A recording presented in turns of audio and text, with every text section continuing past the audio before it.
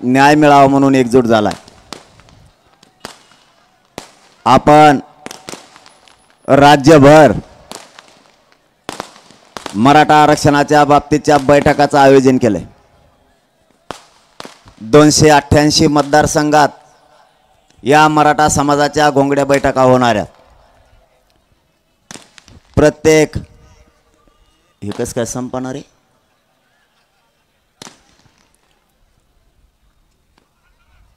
या बैठकीला गावागावातून गोरगरीब मराठा बांधव एकत्र आलाय। तालुक्यातील घराघरातला मराठा या घोंगडी बैठकीसाठी ना पावसाचा ना उन्हाचा विचार न करता स्वतःच्या लेकराच्या न्यायासाठी एकजूट झालाय। इथं बैठका पण सभाच व्हायला लागल्यात। घोंगडी बैठक इला जास्तीत जास्त 100 किंवा 10-15 लोक असतील। आता घोंगडी बैठकीला जर ग्राउंड लागत म्हणल्या हो अजे हुंबलच झाली ना ताई।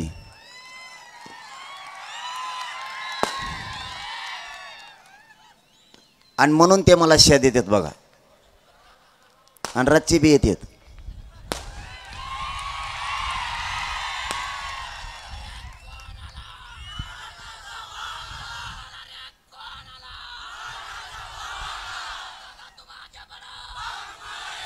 मला आणि माझ्या समाजाला फक्त आरक्षणाचा न्याय पाहिजे। यासाठी माझा मराठा समाज पेटून उठलाय। तुम्ही किती शिव्या घातल्या, माझा मात्र मराठा समाज स्वतःच्या जातीपासून आणि लेकरापासून मागे नाही हटू शकत। किती काहीही केलं तरी आता मागे नाही सरकायचं। आता ही आरपारची एकदाची लढाई आहे। एकदाच आता जे होईल ते होऊ द्यायचं, परंतु मराठ्यांना आरक्षण मिळवून द्यायचं, ते पण ओबीसीतूनच। कितीही आडवे येऊ द्या, आता थांबत नाही। आता तर नवीन नवीन फडणवीस साहेबांनी आमदार उभा केलेत। एकाचड एक, कुणी कापून टाकीन म्हणतंय, कुणी तुकडे करीन म्हणतंय। आता काय याचे तुकडे करतोय काय माहिती स्टाईल आहे।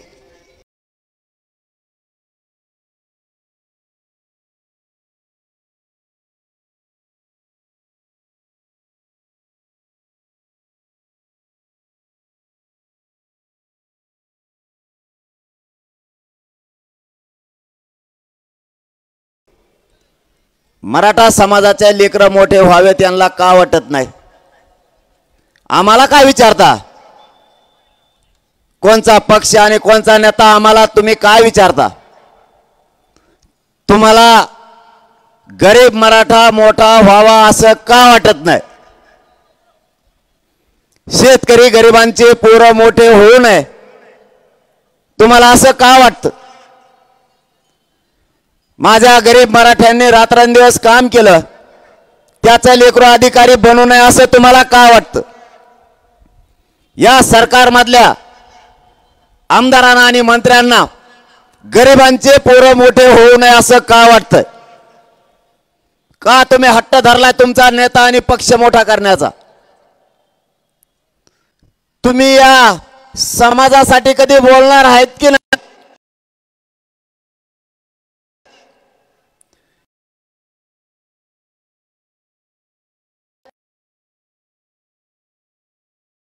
गरीब मराठ्यांमुळे मिळालेत। या गरीब मराठ्यां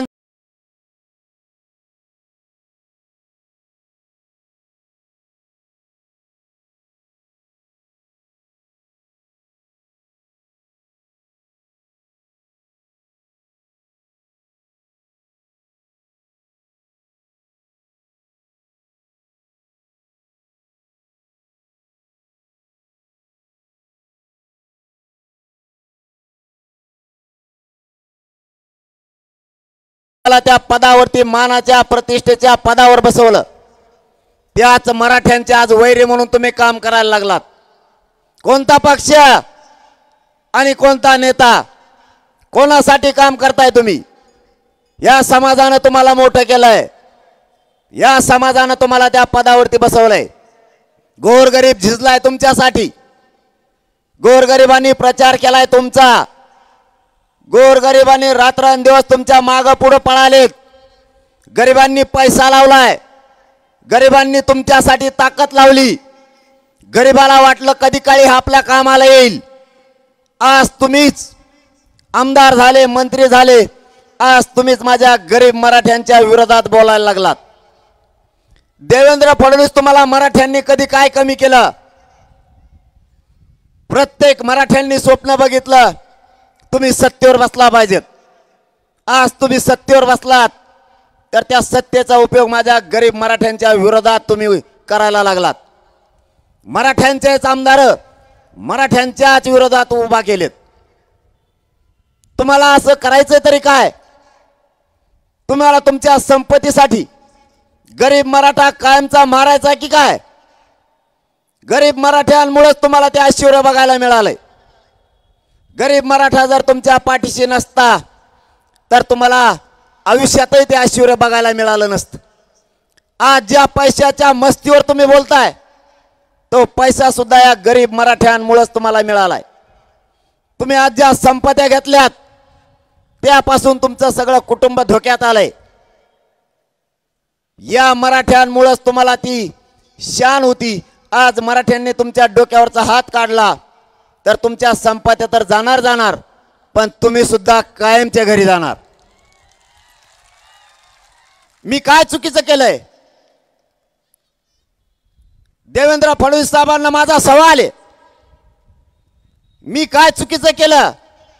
गरीब मराठ्यांना आरक्षण मागितलंय, ते देण्याऐवजी तुम्ही षड्यंत्र करायला लागलात, खोट्या केसेस करायला लागलात, आमदार आमच्या विरोधात उभा केलेत, तेही मराठ्यांचेच.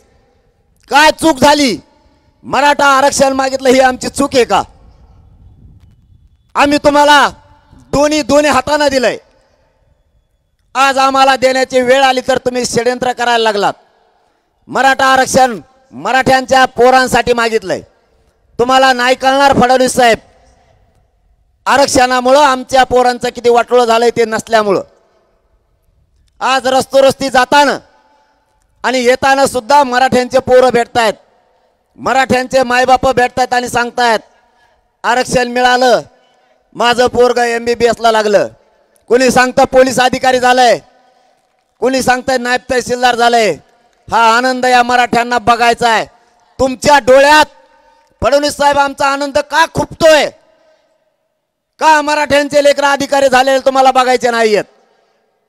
काय चुकीचं पाऊल मराठ्यांनी उचललंय आतापर्यंत?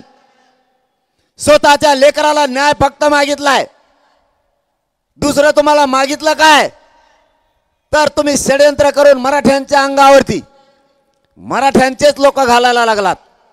कुठं पाप फेडणारे तुम्ही? तुम्ही काहीही केलं फडणवीस साहेब, मराठा तुम्हाला हटत नसतो. तुमची पाठ पुरविणार, तुम्हाला लोळविल्याशिवाय मराठा आता माग हटत नाही. तुम्ही कोणत्या मस्तीत जगायला लागलात तुम्हालाच कळत नाहीये. आम्ही काय चूक केली? आरक्षण मागितलं ही चूक? तुम्ही आम्हाला आमचं आरक्षण द्या. कालही सांगितलं आणि आजही सांगतो, या बीडच्या नगरीतून जाहीर सांगतो, मला आणि माझ्या समाजाला राजकारणात जायचं नाही. तुम्ही आमचं आरक्षण द्या, तुमचं राजकारण तुम्हाला लकलाभ. पण जर तुम्ही आरक्षण नाही दिलं तर माझ्या समाजाला न्याय देण्यासाठी माझ्या समोर पर्याय नाही. आम्हाला सत्ता काबीज करावी लागणार आहे आणि आम्ही मराठी हटणार नाही म्हणजे नाही. तुम्ही जर आरक्षण नाही दिलं, त्या छगन भुजबळचं ऐकून मराठ्यांना जर विरोध केला तर तुमचे 113 घरी गेले म्हणून आजच तुम्ही लिहून ठेवा. मी या समाजासाठी वाटेल ते करायची माझी तयारी.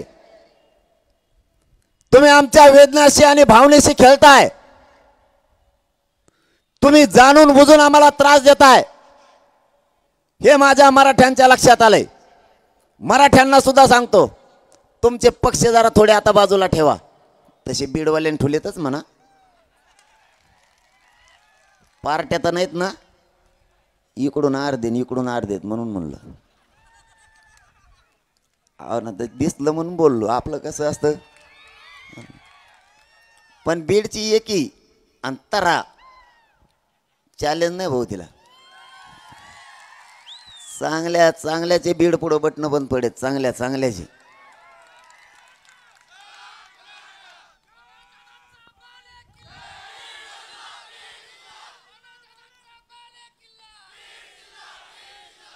कुंकड हिंडतेन, पण एका तळाटावर बसलेत म्हणून समजायचं. अरे तुम्हाला हे विनोद नका वाटून देऊ, हे सोपं नाही बरं का असं होणं. सहजासहजी कोणत्या जिल्ह्यात हे होत नाही. पण बीड सगळ्याच बाबतीत सारखाच आहे.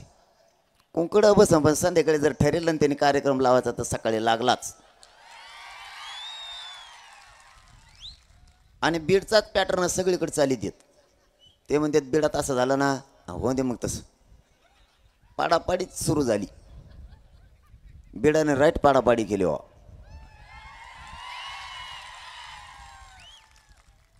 मी कौतुक याच्यासाठीच करतो तुम्हाला की खरंच मानावं लागेल. सहजासहजी ही गोष्ट होत नाही. पक्ष आणि त्यांचे अजेंडे सोडून माणसं नाही येत.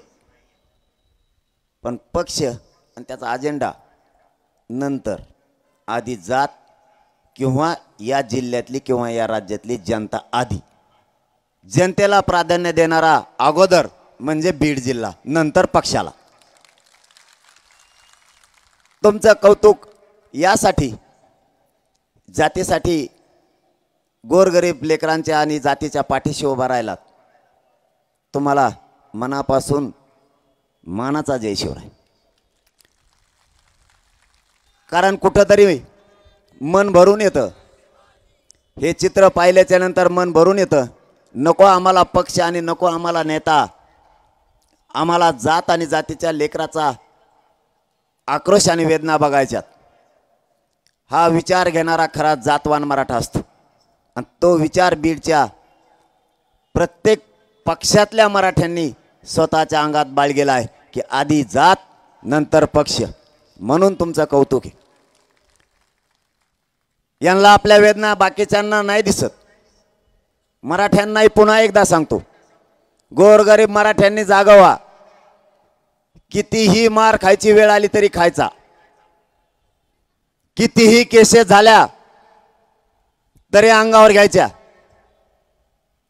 पण जातीला पाठ दाखवून माग फिरायचं नाही. जे होईल ते 2-3 महिने होईल. सध्या देवेंद्र फडणवीस साहेबाच्या हातात आहे. मेन फिटरच ते. कसं सरकार बनिते त्यांचे त्यांनाच माहीत. याचे 2-4 आण, त्याचे 2-4 आण, याचे 4-5 आण, असं करणार, जोडाजाडी करणार, येडी वाकडी कशी तरी, इकून नड बांधेव तिकून खेळा ठोक बनणार. सगळे चोट्टेच जमा केलेत. बारीक खिसा कापणारा, मोठा खिसा कापणारा, डाके टाकणारा, सगळे चोट्टे तिथेच आहेत. आणि चोट्टे काय आरक्षण मिळून देण्यात आपल्याला 70,000वाला, 12,000वाला, 13,000वाला त्यांच्याकडं. सगळे राडे त्यांच्याच जवळ आहेत. आयला ते मेलन पुस्तक वाच होते. कोण काय गोमाया का काय होता देऊ.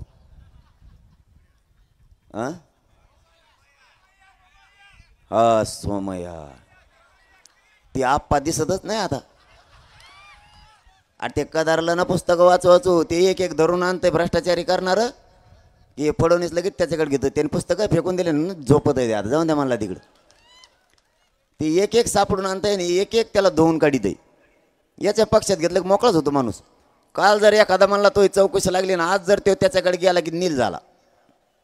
काय चालितान काय नाही. आणि मला म्हणते जातीवादी, मला म्हणते हे राजकारणाचा बोलत नाही. पुन्हा एक शब्द देतो मी, राजकारणाचा शब्द सुद्धा काढत नाही. देवेंद्र फडणवीस साहेब राजकीय एकही शब्द काढत नाही. आमचं आरक्षण देऊन टाका, तुमचं राजकारण आणि तुमचा प्रचार तिकडेच राहू द्या. पडा नाही तर निवडून या, नाही तर तिकडे नदीने जा. काय देणं घेणं नाही आम्हाला. पण तुम्ही नाही दिलं मग मी राजकीय बोलणार. काय चुकीचं बोलतोय का? आता तुम्ही नाही दिल्यावर माझ्या पुढं पर्याय काय? यांना वेदनाच आपल्या लेकराच्या कळत नाहीत. मराठ्यांना सुद्धा सांगतो, यापुढं कितीही त्रास झाला तरी हटायचं नाही. 2-3 महिने त्रास होईल, त्याच्यानंतर बघू. त्याच्यानंतर बघायला राहतच काही नाही. म्हणून ते निवडणुका पुढं ढकलायला लागलेत. कधी डिसेंबर तर कधी नोव्हेंबर. त्या नगरपंचायती जिल्हा परिषदा पुढं ढकलल्यात, तशीच 15-1 वर्ष तरी विधानसभा पुढं ढकला लागणार आहे. मराठा काय 10-15 वर्ष ठेप्याला येत नाही आता. मग तुम्ही जर प्रश्न नाही सोडला तर यांना ही भर निघत नाहीये. ही खड्डा लय मोठा आहे. एकटाच 50-55% मराठा आहे आणि ही भर काढणं म्हणजे किती जमा केले तरी भर निघत नाही. राखीव सगळे मराठे जिकडे मतदान करते तिकडे निघणार आहेत. राखीव 48 का 56 काहीतरी आहेत.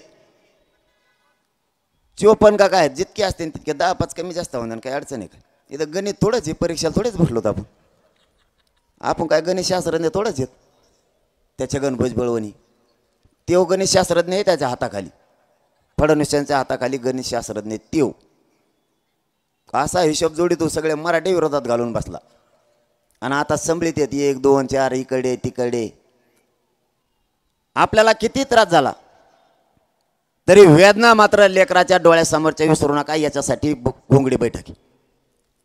तुम्ही केलेल्या कामाचं चीज झालं पाहिजे. तुम्ही कष्ट केले, लेकरं शिकवलेत, पैसे कमी पडले व्याजाने काढले, जास्तीचे कमी पडले उस तोडायला गेलात, आणखीन कमी पडले जमिनी विकल्या. आपल्या लेकराला शिकवण्यासाठी कधीच मराठ्यांनी काटकसर केली नाही. पण आरक्षणापायी जर तुमचे लेकरं अधिकारी बनणार नसले तर तुम्हाला ते आरक्षण त्या लेकराला मिळवून द्यावं लागणार आहे. ते मिळवून देण्यासाठी ज्या संकटाला सामोरं जावं लागेल त्या संकटाला सामोरं जा. मागं कोणी आता हटू नका, कारण अशी संधी पुन्हा मराठ्यांना नाहीये. या संधीचं सोनं केलं पाहिजे मराठ्यांनी. तुमच्या कष्टाची जाण तुम्ही स्वतः ठेवा. आपल्या लेकराला आयुष्याचं द्या. ज्या पक्षाला आणि ज्या नेत्याला मोठं करायला नको होतं तुम्ही त्याला मोठं केलं आणि आयुष्याचं दिलं. आज त्याच जाती आपल्या विरोधात उलटल्यात. आपले असूनही आपलेच आमदार खासदार आणि मंत्री आपल्या विरोधात उतरलेत. माझा तुम्हाला सवाल आहे, यांना तुम्ही मोठं का केलं? ज्या लोकांना मोठं केलं तेच आपल्या लेकराच्या आरक्षणाच्या विरोधात ताकदीने उतरलेत. म्हणून आता या पुढच्या काळात आपलेच लेकरं मोठं करण्यासाठी लढायचं मराठ्यांनी शिका. तुमचे लेकरं बर्बाद तुमच्या हाताने होऊ देऊ नका. तुमच्या लेकराला बर्बाद करण्याची जबाबदारी तुमच्या स्वतःच्याच खांद्यावर तुम्ही घेऊ नका. या राजकीय पक्षाच्या लोकांना मोठं करून तुमचे स्वतःचे लेकरं आत्महत्या करायला लागले त्या आरक्षणापायी. तुम्ही कष्ट केले आणि मुलानं स्वप्न बघितलं माझ्या आई बापाच्या वाट्याला आता कष्ट नाही आलं पाहिजे. पण आरक्षण नसल्यामुळे तुमच्या लेकराचं स्वप्न साकार होत नाही. आणि ते स्वप्न साकार करायचं असलं तर मराठ्यांनी जागा राहणं गरजेचं आहे. घोंगडी बैठकच त्यासाठी. स्वतःचे लेकर आणि स्वतःची जात आता वाचवा. जात आणि लेकर मरू देऊ नका. दुसऱ्याचे लेकर मोठे करण्यात आनंद व्यक्त नका करू. गुलाल त्यांच्या डोक्यावर टाकायचा, डीजे त्यांच्यासाठी लावायचा, खांद्यावर घेऊन त्या नेत्याला नाचायचं. याच्यात तुम्हाला कोणता आनंद आहे? कोणची मर्दानगी गाजवताय मराठ्यांनो? स्वतःचे लेकर आत्महत्या करायला लागलेत. जाती आरक्षणाला ज्यांना ज्यांना मिळाले त्या सगळ्या जाती तुमच्या डोळ्या देखता पुढे गेल्यात. तुमच्या जातीचे लेकर रोज आई बापापाशी रडताय आम्हाला आरक्षण नाहीये. भाजपातल्या मराठ्यांना जाहीर आवाहन करतोय, काँग्रेस शिवसेना राष्ट्रवादी सगळ्याच पक्षातले गरीब मराठे पक्षाच्या बाजूने ओढायचं बंद करा. भाजपमधल्या मराठ्यांना गोरगरिबांना सुद्धा त्यांचे लेकर प्रश्न विचारणार आहेत. बाबा तुम्ही ज्या पक्षात काम करताय त्या पक्षाचे नेते मला का आरक्षण देत नाहीत हा प्रश्न तुमचे लेकर तुम्हाला विचारणार आहेत. काय नाही बैलगाड्या आल्यात बसा ना खाली.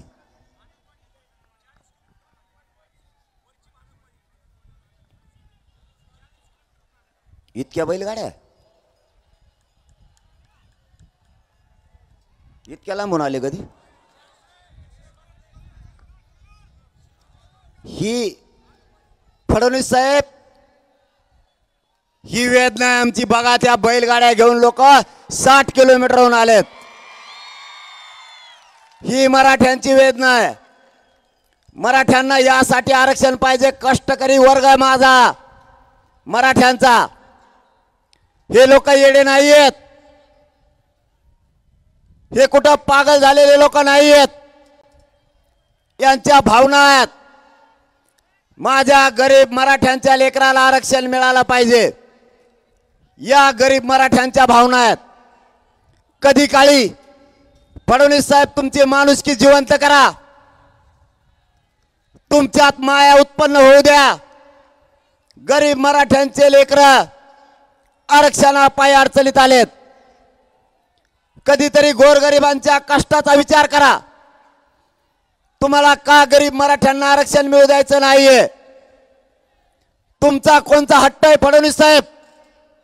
गरीब मराठे मोठे न होऊ द्यायचा का. तुम्ही आमच्या मराठ्यांच्या लेकराच्या मुळावरती उभा राहिलात. तुम्ही जर वेळोवेळी असंच करीत राहिलात तर मराठा समाज तुम्हाला योग्य वेळ आल्यावर योग्य वेळी घरी बसवल्याशिवाय शांत बसणार नाहीये. एका बाजूला लावा.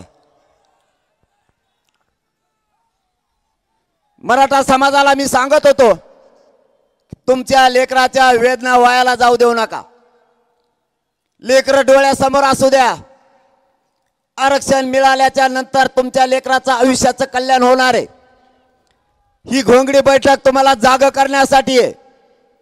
आता निवडणुका आल्यात. हे लोक गोड बोलतील. तुमच्या लेकराच्या न्यायापासून तुम्हाला लांब नेतील. हे 5 वर्षातून एकदा येतंय. एकदा हे लोक निवडून गेले की पुन्हा माझ्या गरीब मराठ्यांना विचारणार नाहीत.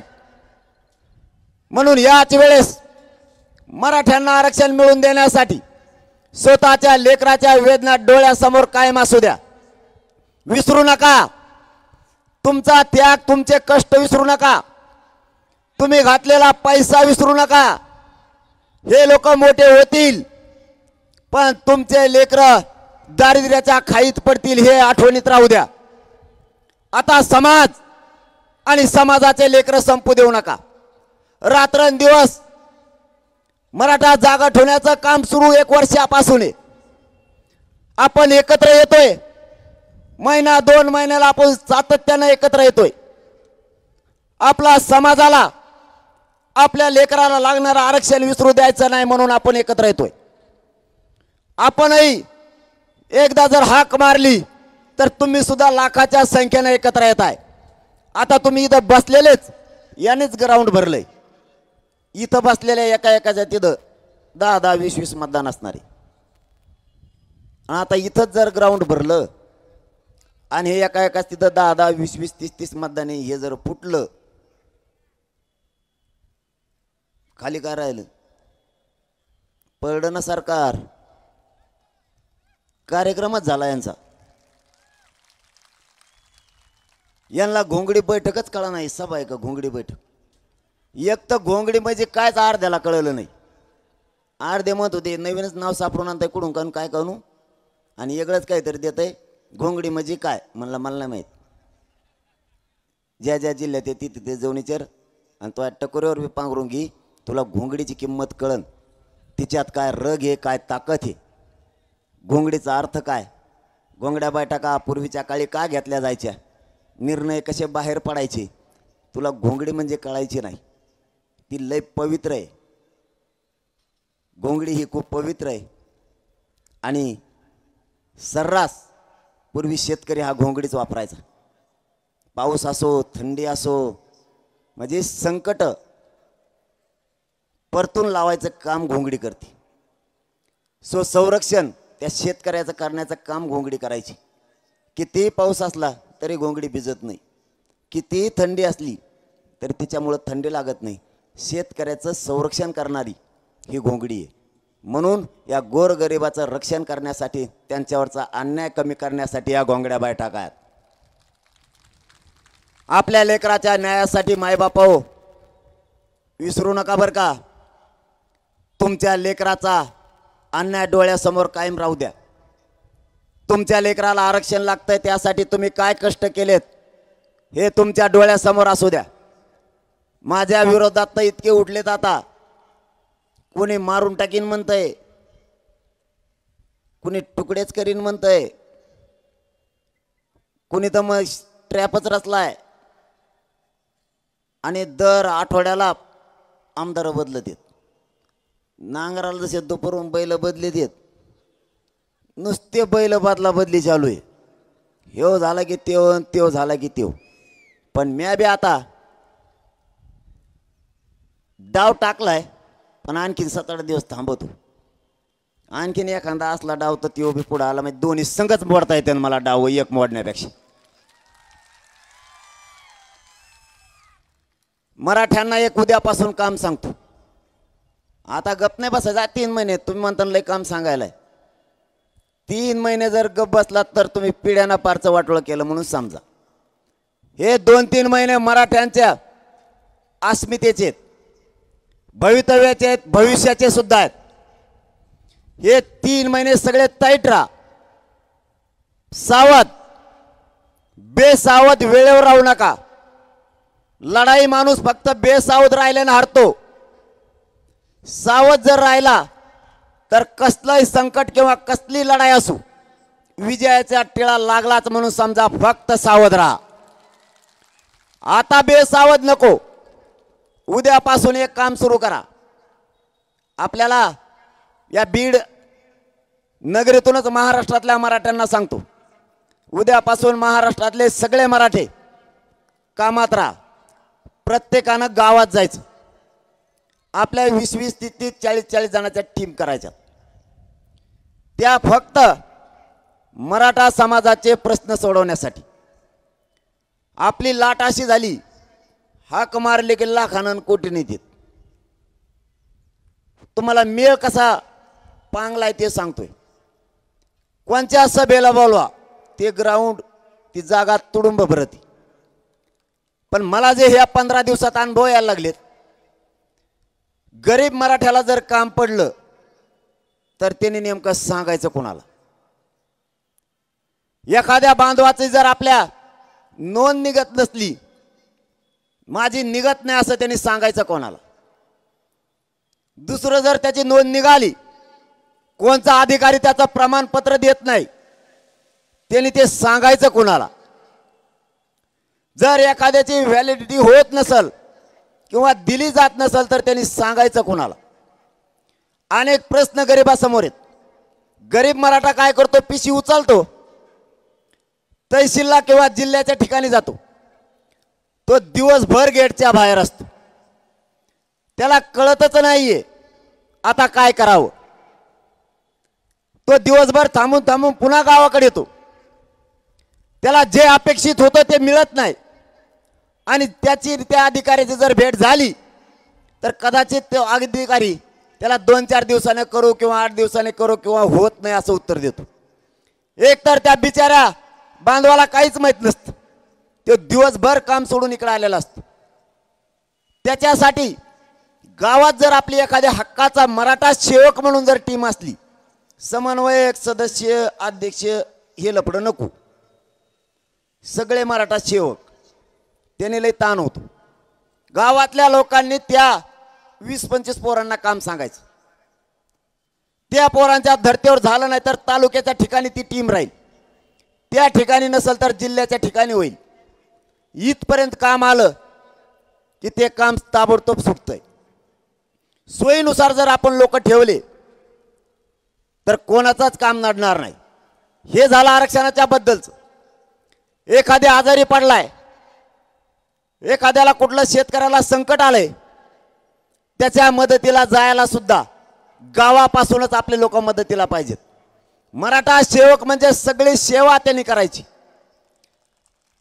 सहकार्य मदत या दोनही तीनही गोष्टीसाठी त्यांनी अत्यंत जागरूक राहायचं। गावागावापर्यंत टीम आली पाहिजे। आणि तिसरा विषय, जर एखाद्यावर संकट आलं त्याच्या मदतीला कोणी लवकर जात नाही, मग त्यांनी नेमकं सांगायचं कोणाला? नुसता घोळका कामाचा नाही, त्यातून न्याय मिळाला पाहिजे समाजाला। झालायचं ना मराठा एक, तर सगळ्या ताकदीने आता समाजाच्या पाठीशी आपण उभा राहिलो पाहिजे। एकमेकाच्या मदतीला जायला हक्काचे लोक होतील, ते 20, 25, 50 काय होतील एका गावातून। त्यांना कोणत्याही पक्षाच्या किंवा कष्टकरी शेतकऱ्याच्या माणसानं काम सांगितलं तरी त्यांनी भेद नाही केला पाहिजे। जे जे कोणत्या टीम मध्ये मराठा सेवक म्हणून असतील ते कोणत्याही पक्षाचे असो, त्यांच्या समोर अगोदर, हे महाराष्ट्रासाठी सांगतो या बीडच्या नगरीतून, त्याच्यासाठी प्रथम समाज, नंतर पक्ष आणि नेता। त्यांनी त्या जातीच्या कामाच्या मदतीला तातडीनं यायचे। असेच लोक त्या टीम मध्ये घ्या। गरीब प्रत्येक वेळेस शहरात नाही येऊ शकत, गरीब प्रत्येक वेळेस तालुक्याच्या ठिकाणी नाही येऊ शकत। आपले प्रश्न गावात सांगण्यासाठी त्याला एक हक्काची जागा पाहिजे। त्या जागा आपल्याला आता गावागावात निर्माण करायच्या। एका गावात किमान 20 पाहिजेत, मग ते 100 झाले तरी चालतील, पण 20 जण हक्काचे त्या लोकांच्या मदतीला पाहिजेत। जर एखाद्या लेकराला एखाद्या माणसाकडून त्रास झाला तर त्याच्या मदतीला जायला कोणीच नाही। जर आपल्या असे 20-20, 25 ची टीम असली, एकमेकाच्या मदतीला जायला सोपं होईल। इथून पुढं या बीडच्या नगरीतून महाराष्ट्रातल्या मराठ्यांना सांगतो, उद्यापासून आपण आपल्या गावात, आपल्या तालुक्यात आणि जिल्ह्यात 20 पेक्षा जास्त पोरांची टीम तयार करायला लागा। ते फक्त मराठा समाजाच्या मदतीसाठी आणि सहकार्यासाठी, मराठा समाजाचं दुःख आणि सुख वाटून घेणारी ती टीम असणार आहे। त्यामध्ये साखळी उपोषण करते, आमरण उपोषण करते, यांना घ्या। स्वयंसेवकाचं काम करणाऱ्या लोकांना घ्या। ज्यांच्यावरती अन्याय झाला देवेंद्र फडणवीस कडून केसेस करून, ते पण लोक त्यात असू द्या। ज्यांनी समाजासाठी खूप भोगलं त्यांना प्रथम जागा द्या। त्यानंतर सगळे पोरं स्वतःहून मनानं जॉईन व्हा। ज्यांना ज्यांना त्या टीम मध्ये समाजाच्या साथ देण्यासाठी आणि सहकार्य करण्यासाठी काम करायचंय, त्याच्यासाठी जाहीर सांगतो, प्रथम जात असली पाहिजे, पक्ष आणि नेता नंतर। हे याच्यामध्ये घ्या। मराठ्यांचा निर्णय त्याला अंतिम मान्य असला पाहिजे। अशा पोरांची टीम राज्यभर उभा करायची 20 तारखेपर्यंत। आजपासून 20 सप्टेंबर पर्यंत हे काम हातात घ्यायचे। 20 सप्टेंबरच्या नंतरच घोंगडी बैठकाच्या तारखा दिल्या जाणार आहेत। आपण देणार होतो, परंतु गावागावात टीमा असणं आपल्यासाठी आता गरजेचं आहे। आपल्या लोकांना आलेली अडचण सोडवणं आपली जबाबदारी आहे। आपल्या लोकांना साथ देणं, त्यांच्या दुःखात उभा राहणं आपलं काम आहे। म्हणून या कामाला उद्यापासून प्रत्येकानं गावागावात जावा, समाजाशी संपर्क राहू द्या। बैठक बोलवताना संपूर्ण गावातल्या मराठ्यांची बोलवा। तुमच्या वतीनं जे कोणत्या गावात जाणार आहे त्याच्या वतीनं सगळ्या मराठ्यांना निमंत्रण जाऊ द्या। कोण नाही आला ती त्याची जबाबदारी, पण आपल्या बाजूनं सगळ्या मराठ्यांना न्याय द्या। कोणी उद्या म्हणायला नको मला आमंत्रण नव्हतं। घरोघरी त्या बैठकीचं निमंत्रण द्या आणि त्यांच्या समोर ती मराठा समाजाची, मराठा सेवकाची टीम ठरवू द्या। उद्या जर कोणी त्याच्यात एखादा आला नाही तर आपल्याला म्हणायला नको त्याने की आमचा माणूस तुम्ही त्यात का घेतला नाही। या सगळ्या असू द्या, फक्त त्याला प्रथम समाज, आणि समाजाचा निर्णय अंतिम मानणारा तो मराठ्यांचा सेवक असावा। फक्त बैठक मात्र गावात झाली पाहिजे, त्यांचंच गाव आणि त्याच गावातले मराठ्यांचे सगळे लोक, समाजासाठी निस्वार्थपणे काम करणारे लोक त्या टीम मध्ये घ्या।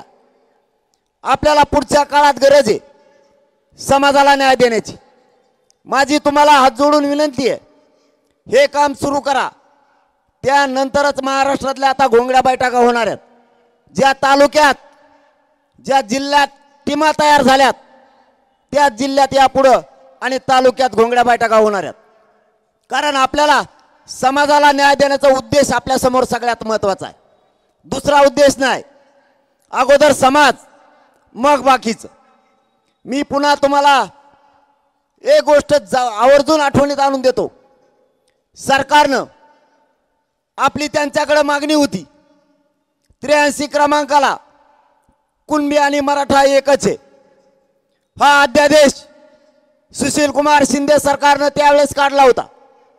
2004 चा तो अध्यादेश तो रद्द केलाय, त्याच्या दुरुस्त्या करून त्या शिथिलता आणून ती पुन्हा सुरू करा किंवा मराठा आणि कुणबी एकच आहे याचा नवीन अध्यादेश काढा, ही पहिल्या दिवसापासूनची आपली मागणी। आपली दुसरी मागणी सगळ्या सोयऱ्यांची अंमलबजावणी करा, तीही आम्ही दिलेल्या व्याख्याप्रमाणे। आपली तिसरी मागणी आहे हैदराबादचं गॅजेट, सातारा संस्थानचं गॅजेट, बॉम्बे गव्हर्नमेंटचं गॅजेट हे तातडीने लागू करा। सरकार करत नाहीये म्हणून आपला समाज जागे राहा, आपल्याला ते मिळवायचंय। शेवटच्या क्षणाला ही लढाई मराठ्यांनी हरवायची नाही। जर कदाचित सरकारनं दिलं नाही तर आपला नाविलाज आहे, आपल्याला ज्या क्षेत्रात जायचं नाही त्या क्षेत्रात जावं लागणार आहे, कारण गरीब मराठा सगळा एका बाजूने झालाय। आता श्रीमंत मराठ्यांना गरीब मराठ्यांची गरज नाही, त्यांच्या विचारावरून लक्षात यायला लागलंय की श्रीमंत मराठ्यांना गरीब मराठ्यांची गरज नाही। त्यांच्या भडकाऊ भाषणं त्यांचे वक्तव्य पाहता यांना गरीब मराठा मोठा होऊ द्यायचा नाही। आणि तुम्हालाही जाहीर सांगतो, आपल्या गरीब मराठ्यांशिवाय यांचं पानही हलू शकत नाही। गरीब मराठ्यांनी जर मनावर घेतलं एकही पक्ष सत्तेवर बसू शकत नाही। आपला काय निर्णय होईल मला माहित नाही, पण निवडणुकाच्या तारखा जाहीर झाल्या की त्याच्या अगोदर 4 ते 8 दिवस अगोदर आपल्याला महाराष्ट्रातल्या समाजाची बैठक घ्यायची आणि त्यांच्या समोर ठरवायचंय उभा करायचे का पाडायचे। जो काय निर्णय होईल त्या निर्णयाच्या पाठीशी तुमचे लेकर आणि जात डोळ्यासमोर ठेवून तुम्हाला ताकदीने उभा राहावं लागणार आहे। माझ्या मराठ्यांचे हार होऊ देऊ नका। माझा मराठा समाज ताकदीने एकत्र आलाय, इथं तुम्हाला आणि मला काही किंमत नाहीये। आपल्या मराठ्यांचे हार होऊ देऊ नका। जर लढायचं ठरलं तर ताकदीने निवडून आणायची जबाबदारी तुमच्या खांद्यावर आहे, आणि जर पाडायचं ठरलं मग तर कचा कच पडत आहे, पाडायचा तर काही लोडच नाही। आपल्या आशेच जो पण निघत राखीव मधली 70,000पेक्षा जास्त मतदान आहे हो मराठीचं एका मतदारसंघात। तुटन का लीड कोणाला? 1,70,000ची? अरे एक जणाची 5,000ची लीड तोडाली इतका फेस पडला होता। तर 70,000ची कुठं तोडीत 1,00,000ची लीड तोडणं सोपं आहे का? आपले तेच 48-50 निघत 5-50 तर मराठी आत्ता वरकडून आणते तिकून तिकून झाले 100-150 आमदार। फोन नाही एकदा गरीबाचे काही नेट आहे का तुम्हाला? नाही तर मारा मग मार खाऊ खाऊ। कोणी धोपटीत पोलीस होते इतके धोपटी देत मराठ्याला तुटूनच पडत 2-2 हाताने हाणते, इतकं हाणतेत की लई आम्ही मार बघितला भाऊ। आमच्या लोकाला असं कुथड येईनी देवेंद्र फडणवीस ऐकून त्यांना दोष नाही देत आम्ही। देवेंद्र फडणवीसने सांगितलं तसं त्यांनी केलं ना, असं कुठलं त्यांच्या हातातले दांडे मोडवर ते काळ हातात राहतात एवढं त्यांनी सुद्धा आणतो देवा। पण फडणवीस साहेब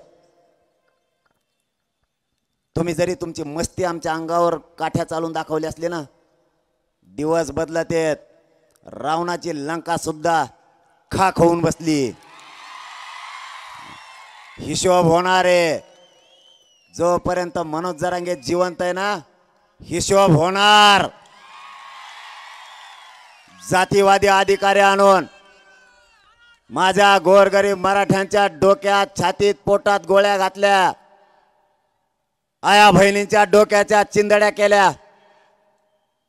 आमच्या डोळ्या देखतात छाताडावर बसून बंदुकीच्या दस्त्याने डोके फोडले. जातीवादी अधिकारी तिथं आणून त्यांनी इटानी मराठ्यांना मारलं. आणि ज्या पोलिसांनी मराठ्यांना मारलं, फडणवीस साहेब तुम्ही त्यांना बढती दिली, मराठे विसरणार नाहीत. दिवस बदलतेत, हिशोब जिथला तिथं होणार आहे. आज तुमचे, उद्या गोरगरीब मराठ्यांचे सुद्धा दिवस येतील. तुमच्या भाजपला कधीच वाटलं नसेल तुमची सत्ता येईल. इतकं बलाढ्य काँग्रेस होतं, समुद्रासारखं पसरलेलं ते काँग्रेस नायनाट होऊन बसला त्याचा, तुमची सत्ता आली. त्यामुळे गर्वात राहू नका. तुम्हालाही मराठे पायाखाली टाकायला वेळ लागू देणार नाहीत.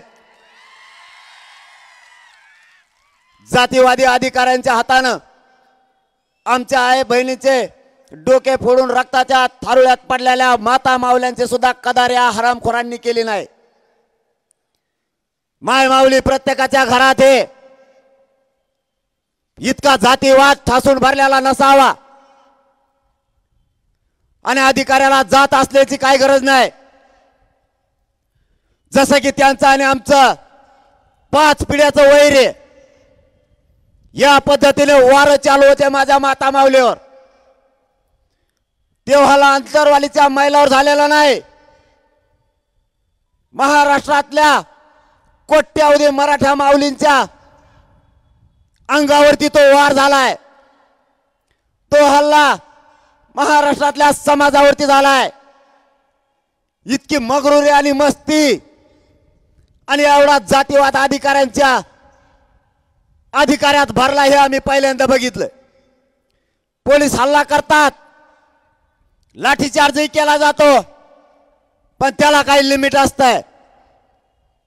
लाठीचार्ज आम्ही बघितलेत, हल्लेही बघितलेत, पण हा जीव घेणा हल्ला देवेंद्र फडणवीसने जाणून बुजून मराठ्यांवरती घडून आणला. इटानं आणि दगडानं मारणारे पोलीस या देशात कधीच घडू शकत नाहीत. बंदुकीच्या दस्त्यानं डोके फोडले. आया बहिणी लेकरासह रक्ताच्या थारोळ्यात पडल्या. त्या लेकराच्या किंकाळ्या ऐकून लोक बेशुद्ध पडत होते. इतका भयान हल्ला त्या लोकांनी अचानक केला. काय मिळालं फडणवीस साहेब तुम्हाला? आणि पुन्हा म्हणता आई बहिणीवरती शिवाय देतो. माझ्या आई बहिणीच्या अंगावरती तुम्ही हत्यारं चालवले. मी का शिवाय देऊ नये तुम्हाला? तुम्हाला तुमच्या घरातली आई वाटती. माझ्या आई बहिणीला काय इज्जत नाहीये काय? कोणत्या आमदाराला सांगता आमच्या अंगावरती जायचं? मराठे जर मागे लागले आणि मराठ्यांचा जर संयम सुटला तर हे आमदार मराठ्यांना चटणीला सुद्धा पुरणार नाहीत. मी संयमाने घेतोय. माझा मराठा रागीट आहे. देव जर एकदा मैदानात उतरला तर मागे सरकत नाही. मी मराठ्यांच्या पोरांच्या डोळ्यात उतरलेलं रक्त बघतोय, म्हणून मी शांततेत आणि धीरात घेतोय. मी मराठ्यांच्या पोराला शांततेत राहा हे रात्रंदिवस सांगतोय. एकदा जर मराठा रस्त्यावर आला ना तर देवेंद्र फडणवीस साहेब तुम्हाला जमिनीवर पाय ठेवायला सुद्धा जागा मिळणार नाही. कोणता बदला घ्यायला लागले तुम्ही गरीब मराठ्यांचा?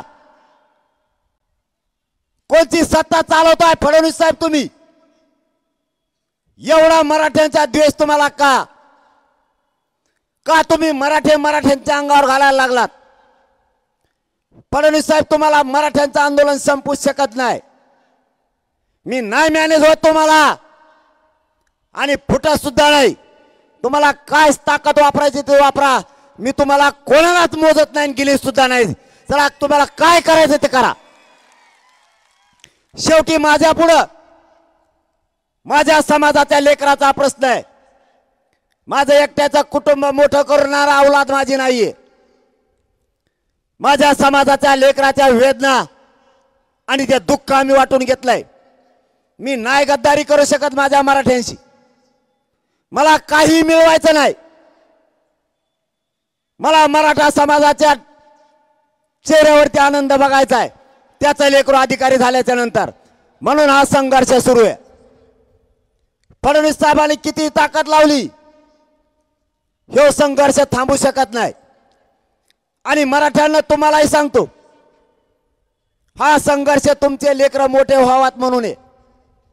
मला बदनाम करायच्या टोळ्या उभा केल्यात, आंदोलन करणाऱ्या टोळ्या उभा केल्यात, आमदार खासदार मंत्र्यांच्या टोळ्या उभा केल्यात. देवेंद्र फडणवीसला काय साध्य करायचं मला माहित नाही, पण फडणवीस साहेब यातून एक मात्र झालंय, तुम्ही माझ्या विरोधात जेवढं षडयंत्र उभा कराल तितका पेटून माझा मराठा समाज उठलाय. आता भाजपमधले मराठे गरीब सुद्धा एकत्र आलेत. त्यांनाही वाटतंय आमच्या लेकराला काय उत्तर द्यायचं. आयुष्यभर गोरगरीब मराठ्यांनी भाजपाचं काम केलंय. त्यांचे लेकर त्यांना विचारतात, बाबा तुम्ही ज्या पक्षात काम करताय त्याच पक्षाचे नेते आरक्षणाला विरोध करायला लागलेत. एक एक भाजपमधला माणूस तुमच्यापासून दूर चाललाय फडणवीस साहेब. त्याचं कारण तुमच्यात मराठ्यांविषयी असलेला द्वेष. तुम्ही मराठ्यांना जाणून बुजून आरक्षण मिळू देत नाहीत, म्हणून सगळा मराठा एकतर्फी झालाय. तुम्ही किती षडयंत्र करा, मराठा फुटूच शकत नाही. आणि एकदा जर मराठ्यांचा संयम सुटला तर या राज्यात मराठ्यांच्या मनगटाला मनगट लावायची ताकद कोणाचाच नाही. म्हणून तुम्ही सत्तेची मस्ती सोडून द्या आणि मराठ्यांना आरक्षण द्या. फडणवीस साहेबाला आणखीन एक माहीतच नाही, त्यांचे लोक रच्चीच माझ्याकडे येते. मीडिया गेला, इतके चाभरे ते राजकारणी लोक, यांना मीडिया आहे का नाही याचा सुद्धा मेळ लागतो. मीडियाने अंतरवाली सोडणं हे मायापाशी चिटकणं संगच होतंय. अरे मी म्हणतो तुम्ही थोडे आधी आले असते मीडिया होता राव. नाही नाही म्हणले आमचं बारीक देणं असतं. इतके चाभरे ते भाजपाचे तर इतके माझे आमदार इकडं लाईन आहे, ते म्हणतात लय खवटे राव देऊ, लय खुनशी आहे. माया रात पोटात मी कसा कस सांगतो, मग त्याला येत नाही झोप त्या फडणवीसला. आणि त्याने खरंच मानून चालव नाही तर पडन देऊ. मी खोटं नाही सांगत. मी आणि माझ्या समाजाने त्यांना विरोधक मानलेला नाही. मी सांगितलेलं त्यांनी खरं पटवून घ्यावं आणि काहीतरी तोडगा काढावा. मराठ्यांचे इतके रच्ची येते, मी गोदडीत झोपला असलं तर गोदडी उडीत येत, पण मला उठीत येतच. उलशिकच बोलून द्यार म्हणतात, तसलेत लय येते तो. 4 ओले लय येत. 4 ओले ना मी जर एखाद बार नावं सांगायला सुरू केले ना, फडणवीस साहेबाला चक्करच येईन. खरं सांगतोय मी, चक्करच येईन इतके येतात. ते म्हणते ते लय खुनशी रावले त्रास देतं, पण काम गुतलंय त्याने. काय केलं तर मला मागं 30 लाखाचं काम दिलं तर बिलच गुतीन म्हणून त्याच्याकडे. पण कार्यक्रमच म्हणे मा नंबर हुकला म्हणे तिथला, कारण यांचे 3-3 आहेत.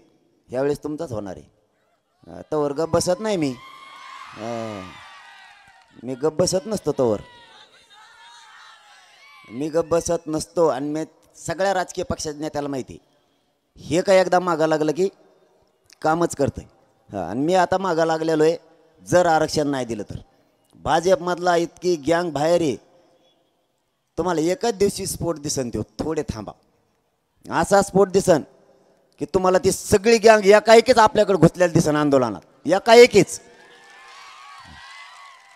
कारण काही काही लय तयारी केल्यात. एक पुण्याकडचा तिकडचा आहे, नाव नाही सांगत बरं का, नाही गेलं की त्याच्या घरी जाते. ते म्हणला फ्लॅटच गेला वा, 5 वर्ष काम केलं मी, ते मध्ये आज दुसऱ्याला तिकीट द्यायचं. काय उपयोग आहे म्हणे. मग म्हणलं पण मला कम सांगतो मी काय करू. तेव्हा म्हणलं आता नंबर हुकला, जाऊ द्या मग तुम्ही काय दगड द्यायला त्यालाच निवडून आणतो आम्हाला, ते घर परडत नाही म्हणे. म्हणजे त्यांच्या सुद्धा घराण्यात वाद चालू आहे. इतका रोष आहे भयानक. पण त्या सत्तेच्या मस्तीपुढे त्यांना ते दिसत नाही. मला त्याच्याशी देणं घेणं नाही. माझी या बीड नगरीतून शेवटचं सांगतो, पहिलं अगोदर तुमचं कौतुक की तुम्ही ही घोंगडी बैठक प्रचंड ताकदीने जमून एकजूट दाखवून यशस्वी केले, त्याबद्दल बीड तालुक्यातल्या सगळ्या मराठा बांधवांचं कौतुक. तुम्हाला शेवटी जाता जाता एवढंच सांगतो, पाडायचे का उभा करायचे ठरणारे जे काय ठरल, तुम्ही एकदा पाडून ताकद दाखवली आणि जर उभा करायचं ठरलं तर निवडून आणून ताकद दाखवा. कारण मराठ्यांना हरू देऊ नका. मराठ्यांची प्रतिष्ठा खूप मोठी आहे. तुमची आणि माझ्याला काही किंमत नाही. कोणीही एक दिला जाईल. जर ठरलं तर सगळ्यांनी मिळून त्याला निवडून आणा. आणि उमेदवार बी इतके आहेत, काय कटाळा आणला राव त्यांनी. नुसते उमेदवारीचेच अर्ज आहेत माझ्याकडे, दुसरं काहीच नाही. आमचे ते कागद चाळू चाळूच बेजार आहेत पोट्टे.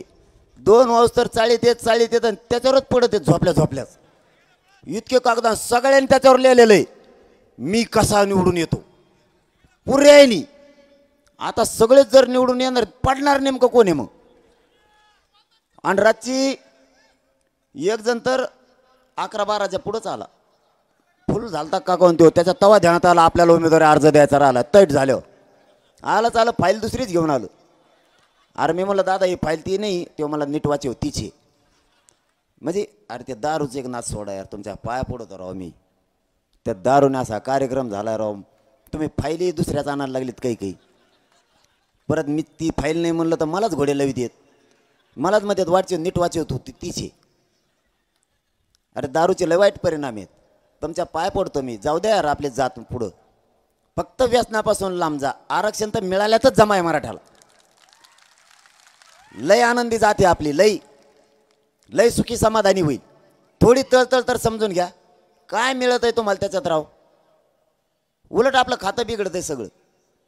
ती टाकल्यावर बांध फोडीचं तुम्ही, आधी फोडीत नाहीत. झाल्या का मारामाऱ्या सुरू? 5-5 पिढ्या झाल्या आपले लोक बोला ना त्या बांधामुळे. तुम्ही चांगले असल्यावर तुम्ही देवाहून येत. कोणीही म्हणतं मायाला ही जर त्यांनी टाकलेली नसली ना, देव माणूस राव. मग टाकल्यावर तू तसा कमी होतो, ते घेऊच नको ना. आपली जात मोठी होईल, जातीवरचे संकट कमी होतील. फक्त व्यसनापासून लांब जा.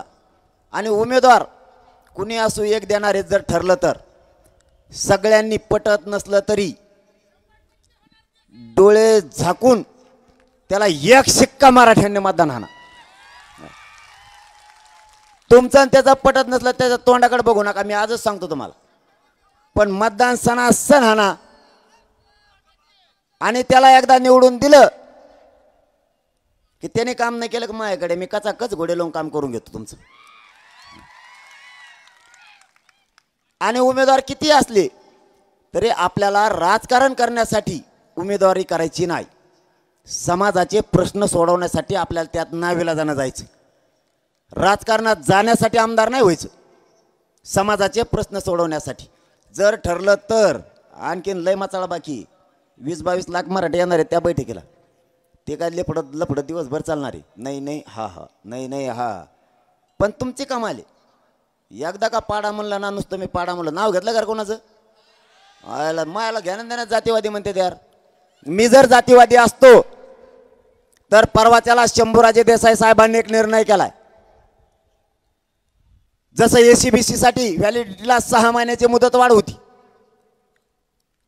कुणबीसाठी सुद्धा पोरांना अडचणी यायला लागल्या म्हणून 6 महिन्याची व्हॅलिडिटीला मुदत वाढ द्या म्हणून सांगितलं.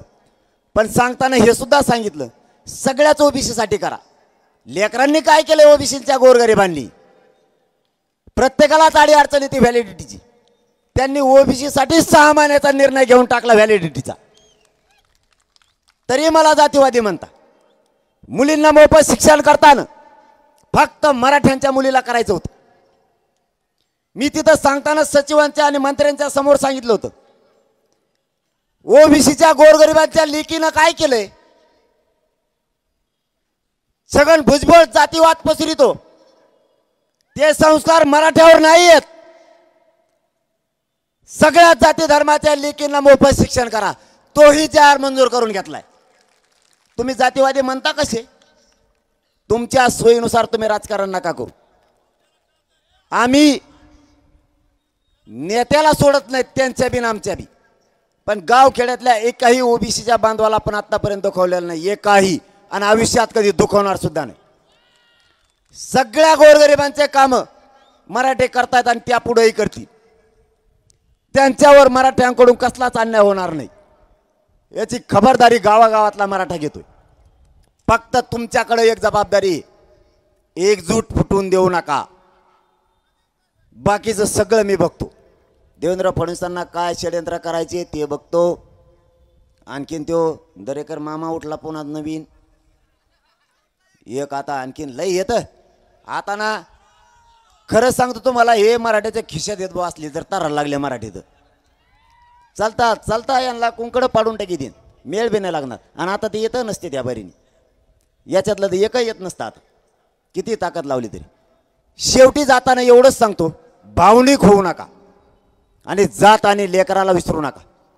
वेळेवर जर त्यांच्या वेदना विसरलात, लेकराचे होणारे आरक्षणामुळे हाल जर विसरलात आणि नेत्यालाच मोठा करायचा प्रयत्न केला तर तुमच्या जातीचा आणि लेकराचं वाटोळं झालं म्हणून समजा.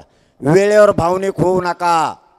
हे आगळ्या आगळ्या योजना आणते. आता आणली बघा ती लाडकी बहीण, चांगली आहे ती योजना, चांगली, काय अडचण आहे, पैसेच आपले आहेत. देवेंद्र फडणवीस काय नागपूरचं वावर ऐकलं का एखाद्यानं आपल्याला पैसे दिले? आपलेच पैसे. ते पेन घेतला तरी GST कट होतोय, बिस्किट पुडा घेतला तरी कट होतोय, काय घेतलं की कट होतोय, पैसेच आपलेत. घ्या, ती चांगली योजना आहे, काय अडचण नाही. पण फडणवीस साहेब, मला एक प्रश्न पडला, तुम्ही लाडक्या बहिणीला 1500 रुपये दिले, चांगलं केलं, ती चांगली योजना आहे का नाही ते पुढं बघू.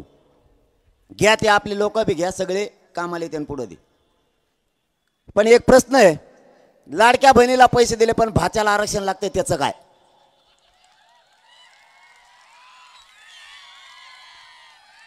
आणि दाजी शेतात काम करतो, बांधावर त्याचा फेस पडाय काम करतो, त्याचं काय? दाजीच्या मालाला भाव पाहिजे ना. लाडक्या बहिणीला पैसे दिले, दाजीच्या मालाचं काय? दाजीचं कंबर मोड काम करू करू. आणि दाजी जर एखादा रूम न घेऊन मुंबईकडे निघाला मामाकडं, मग त्याच्या मालाला भाव पाहिजे. दाजीच्या लाडक्या बहिणी दिले, चांगलं झालं. भाच्याच्या आरक्षणाचं काय? अरे तुम्ही आयुष्याच्या सुविधा द्या. तुम्ही हे चिरीमिरी वाटायचं बंद करा. हे 1500 रुपये आमच्या आयुष्याला पुरणार नाहीयेत. आम्हाला आयुष्याच्या सुविधा पाहिजेत. यासाठी या मराठ्यांचा आक्रोश आहे. तुम्ही आयुष्याचं आरक्षण द्या. हे मराठे तुम्हाला डोक्यावर घेऊन नसतील. शेतकऱ्याला आयुष्याच्या सुविधा द्या. करा शेतकऱ्याची कायमची कर्जमुक्ती. ते नाही करणार, 1500 रुपये देणार. तुम्ही शेतकऱ्यांना त्याच्या मालाला भाव द्या. त्याला 24 तास लाईट द्या. त्याला कायमस्वरूपीचं विदर्भाला, खानदेशाला आणि मराठवाड्याला पाणी द्या. माझा मराठा किंवा शेतकरी एक बी आत्महत्या करू शकत नाही. तुम्ही हे चिरीमिरी वाटीदा आम्हाला आयुष्याचं देत नाहीत म्हणून तुम्ही पडता. पुन्हा ते आता लाडीगुडी लावते 1500 रुपये. आता येईन बघा तेव्हा आनंदाचा शिरा, दिवाळीला आनंदाचा शिरा आणते. ती भुंग्याने खाल्लेली डाळ, ती 15 दिवस झाले भिजायला टाकले. आजीना तरी मावशी तसाच हात मोकळा झाला, भिजलीच नाही. ही आनंदाचा शिरा, तो तेलाचा पुडा वाकडा तिकडा झाला, त्याच्यात पांढरं तेल. आमची मावशी ती पुडा फोडी, ती कढाईत टाकी, ती सगळं सरपंच संपत, पण ती काय पिवळ होत नाही तेल. मग काय त्याच्यात देवेंद्र फडणवीस वंगण टाकीत हो का काय करतोय? हे असलं नादी लावी देत. तेवढं तर शेतकऱ्याच्या मराठ्याचा बांधावर रे.